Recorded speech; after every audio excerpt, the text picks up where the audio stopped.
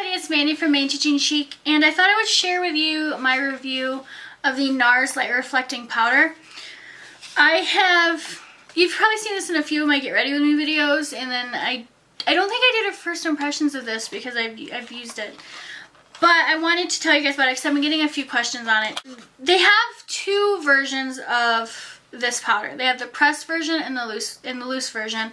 So what I'll do is I'll tell you why I like the loose version a little bit better, and what I dislike about it, which is like hardly anything at all, how I use it, and if I were to purchase it again. So I have purchased both the loose powder and the pressed powder. I like the pressed powder. I think the pressed powder gives you, if you have larger pores, it will make you look photoshopped and airbrushed. It gives you a beautiful finish. But this was the first time I've ever tried the loose powder. When I bought this one, I had always used the pressed powder. But when I went into Sephora to buy the pressed powder, all of them had been messed with.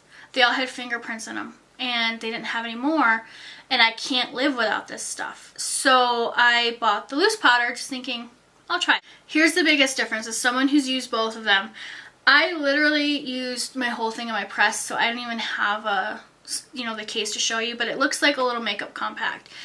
And it's just a pressed version of this, is my understanding. NARS says that they're basically the same product. So, but here's the differences that I find. I was leery about buying a loose powder because first off, you guys know I hate my loose powders. I hate loose powders. They're too messy for me. This isn't really that messy. But they didn't have my pressed, so I was like, fine, I'll buy it. I was nervous about how messy it was. I was nervous about a white cast. I was nervous about looking too shimmery. And I was nervous about using a loose powder with dry skin. Because that's my biggest concern, is I have dry skin. So I don't like products that make my skin look even drier. So when I got home, I tried this. And I like this better than the pressed. I don't get the same flawless finish with this as what I do with the pressed, but I think it's because of the application, not the product. This I feel is a little bit more matte than the pressed version. Again, I think it's the application and not the product. With the pressed version, you have to use, you either use a sponge that comes with it, which then you're pressing the product into your skin. Or you use a buffing brush or a flat top kabuki. Again, you're buffing the product into your skin. So with this, the loose powder, that's what it looks like in the packaging. Sorry, train of thought, gone. Fly, drive me nuts. And my favorite brush to use with this powder is actually, I have two. I just spilled tons of it on me. I have my BH Cosmetics fluffy brush and my Real Techniques Duo Fiber. Love the Duo Fiber brushes. What I do is I just put a little bit on my brush, tap off the excess, and I only put the product here, down my nose, sweep it under my eyes, and then on my chin. That's it. That's all I put in my product. So, now think about it. If you're using this product as a loose powder, you're going to have looser particles. And I've heard a lot of people say, well, I like the pressed powder better because it gives you a more flawless finish. Okay, understandable. So I played with this, and what I did was I would sweep it on with my fluffy brushes, and then I would take my F80, my flat top kabuki, or my Real Techniques buffing brush, and then just buff it in just a little bit. Not enough to move the product, but just to work it into the pores a little bit. Beautiful.